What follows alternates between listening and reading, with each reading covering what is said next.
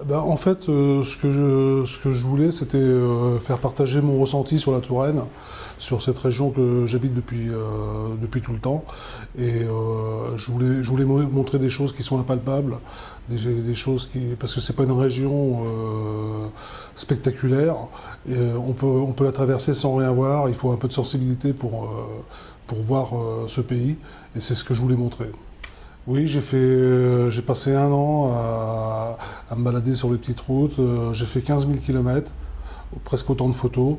Déjà, c'est un vieux rêve de gamin que mon éditeur m'a offert, puisque déjà quand j'étais petit, je partais sur les petites routes en vélo, explorer les alentours. Et là, j'ai eu la chance donc de pouvoir le faire et d'aller voir du pays qui n'est pas très loin, mais que je connaissais pas, c'est pas forcément, que les gens qui vont lire ce livre ne connaissent pas forcément non plus. J'ai été surpris en parcourant la Touraine pour faire ce livre de l'accueil que les gens m'ont fait. J'ai rencontré beaucoup de gens qui m'ont ouvert leurs portes, qui m'ont donné des idées, qui m'ont accueilli. Et j'ai de quoi faire encore des tas de prochaines images avec toutes les bonnes adresses que j'ai récupérées. Il y a beaucoup d'images. Chaque image de ce livre raconte une histoire.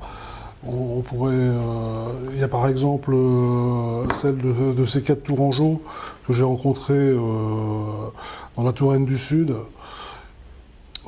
4 frères qui vivent dans leur ferme, comme des tourangeaux de l'époque de Jacques-Marie Rouget, et qui m'ont accueilli et m'ont raconté des tas d'histoires.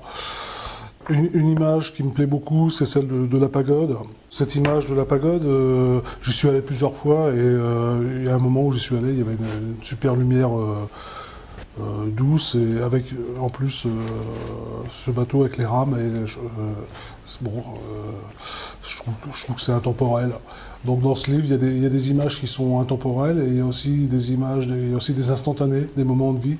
Il n'y a pas que des monuments et des paysages, il y a aussi des lieux de vie, des habitants, des habitudes.